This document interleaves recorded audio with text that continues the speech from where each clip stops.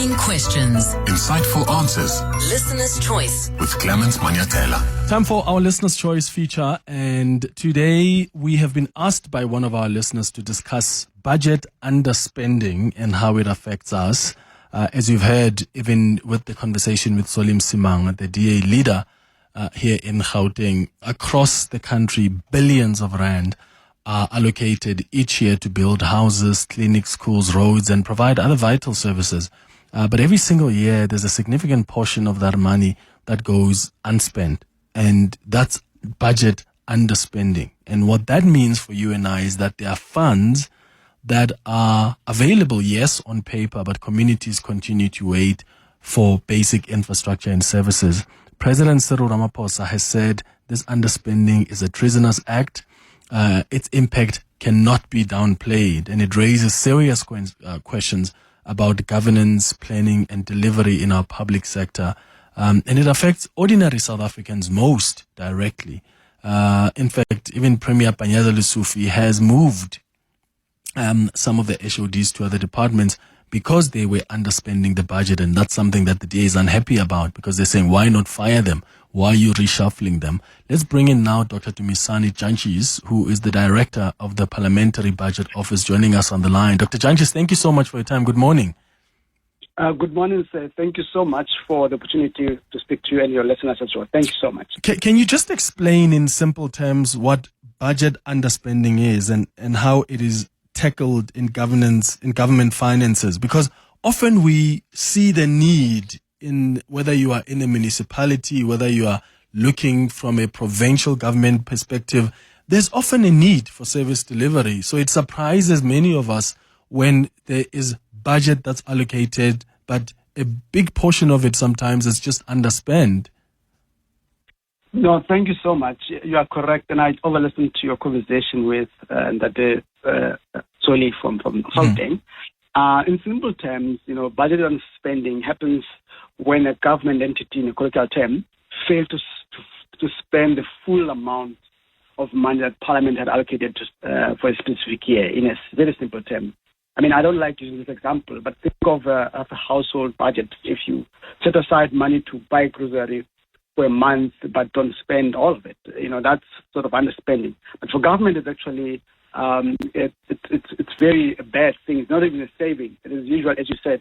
It means a planned service, like building a clinic or fixed road, did not happen in that year, and that becomes a bad thing in that context. And I think what happens is that with government, in the public sector in particular, there are laws that guide how such underspending can be tracked or can be identified. You could talk PFMA, MFMA, whereby departments, entities are required to regularly report on the spending against their budgets and the likes. And of course, our office and the offices like the AGSA analyze that information, provides to legislatures for oversight purposes. So yes, you're correct. There is certain exceptions. We've done a lot of work over the recent past, looking at underspending in all different spheres of government, from national, province, and municipalities. And we do see that there is some sense of level of underspending, but it differs in levels in different spheres. But all across all the three spheres, there's some sense of level of underspending. Yeah. But of course, it depends. I can talk more detail into different spheres, but at the aggregate level, of course. Yeah. So let's look at which spheres are most affected and how widespread is this problem across the different levels of government? Are you seeing it more at national, at provincial, at municipal?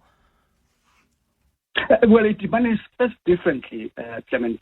As I said earlier, in our analysis, it does show that all three levels sphere, it happens on aggregate national level. We did a longitudinal study, look at 10-year, 12-year horizon.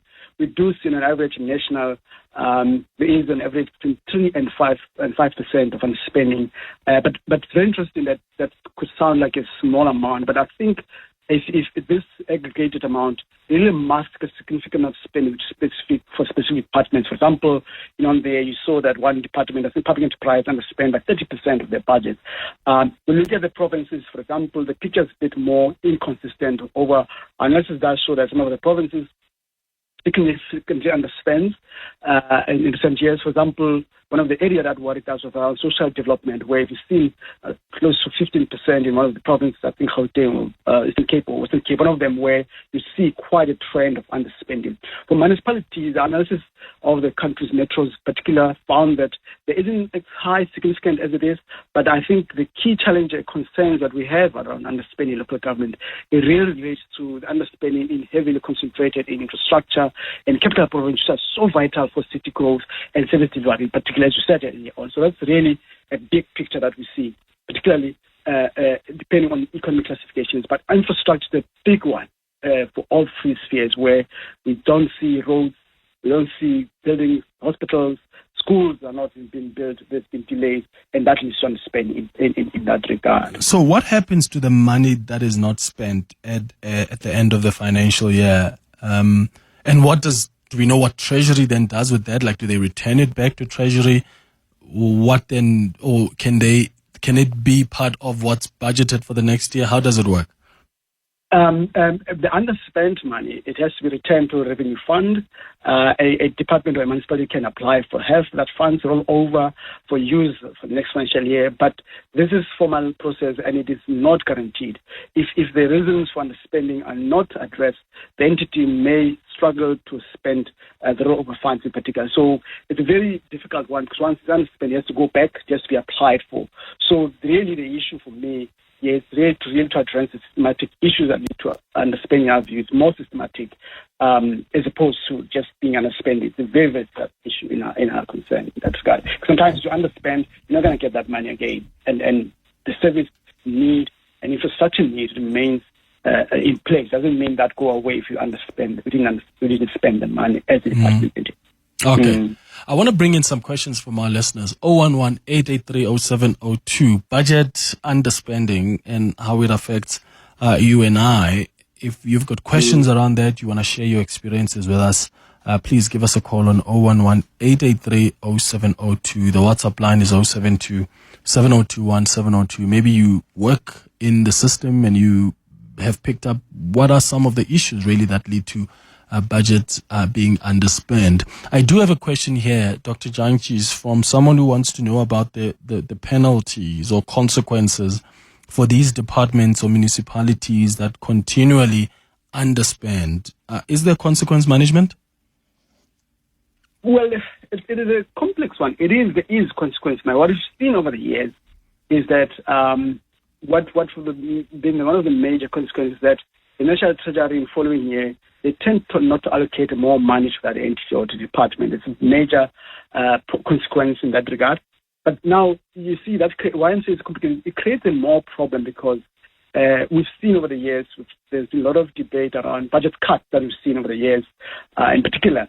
And our concern has always been these budget cuts themselves lead to underspending.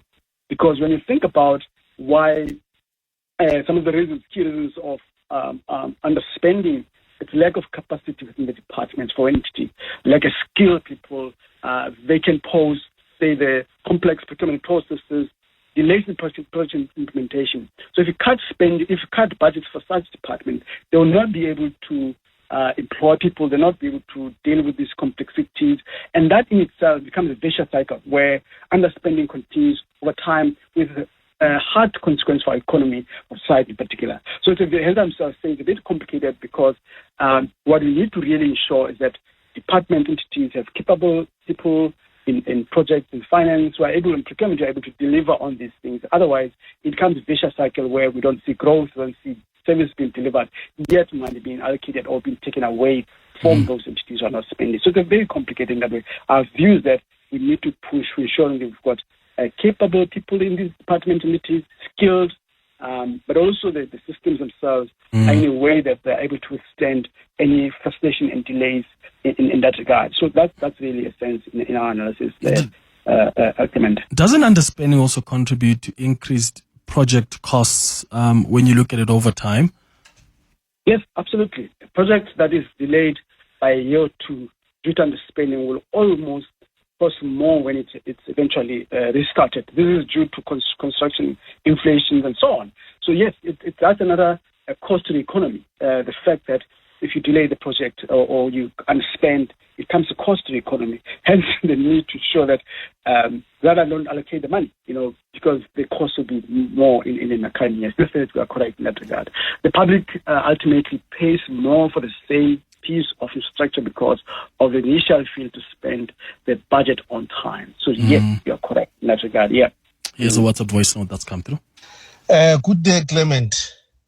I understand that the money that is not spent, budget underspending, actually benefits the managers or whoever is supposed to spend it, in that they get sort of a rebate out of that money. So that's why you see them underspending, so that at the end of the financial year, they get part of that money, so as sort of a rebate, and then sort of a handshake that they didn't spend a lot of money.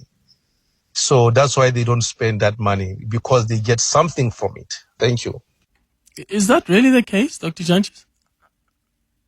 Well, not in our experience. It wouldn't make sense. Maybe in businesses, it can be a profit, or whatever the case might be. But in government, look, I think one of the education, I like your show, public education show, we need to really debate the understanding of the public sector budget, to say we should not only see it the way we see household or a company budget, because for public services, if you underspend, it's actually a terrible thing, because it means the service has not been delivered. People are not happy, there are frustrations, but also the economy is not growing, because if we spend more money on infrastructure, we can hire more people, we can have more connectivity. So it's in all the fronts, they can never be a good thing. And my view, our view also, that there has to be consequences for public managers who underspend. And I don't think we've seen a lot of that taking place. I think AGE has recommended a lot of that. You can't have public managers that earn so much money, and they allowed or giving roles to ensure that the service is delivered, and they go and save money or they don't spend. But again, I said earlier on, Clement, that the way we have been debating or enforcing budget cuts has had its own unintended consequences. Because now, as your caller was saying, many black managers now see themselves as doing well by not spending because of the budget cuts. And it's a thing that we need to really reverse. The mindset that we need to reverse, that actually budget cuts or saving, there's no saving government. Because now many managers sitting in big offices, they ensure that they have service delivered, but they feel that cost-contained measures are useful for them to be seen as being good things. No, not in government. Yes, in private sector or whatever, you can have that. But in government, managers have to ensure that the services are delivered, use the budget allocated. But also remember, we borrow this money. The minister likes saying that, we'll say that we borrow this money, we charge interest in this money, and then we have to use it out, that we reap benefits, being either service delivery benefits or ensuring that we can grow the economy out of this money. So that for me is a very important net we need to grab as society in that regard. There can never be any benefit for underspending government. What role, though, does the Auditor General play in monitoring and exposing underspending? Yes, the AG plays a very crucial role, actually. And I think what I've seen, in part as a whole accountability system, ecosystem. Through its annual audits, the AGC provides an independent assessment of the financial management performance and so on. So I think what I've seen, what I've liked about the recent work, it's the live audits, which really they're able to let the oversight bodies to say, look, there's a need to intervene here all the time. So I think it plays a very, very crucial role in identifying some of these potential underspending over time. So I think it's a very good system that we have in that regard. All right, let's listen to another voice note. Hi, Clement. The main reason why we have this situation is because people are waiting for the right deal. They know where to spend the money. They just don't have the right partners whom they can collude with. Hence, we have underspending in the government. Hi, Clement. This is Anonymous. Could one of the reasons why this is happening, the underspending, be to do with corruption, like the the government workers are busy waiting for the right person who will give them the right kickback, and that's why they are delaying, or they're busy trying to get their chommies to create a company to tender for it, and that might take time and that might add delays, and they'd rather just roll over to next year than give it to an honest person who isn't going to give them a kickback. I'm just wondering if that's part of the problem. This is anonymous. Bye.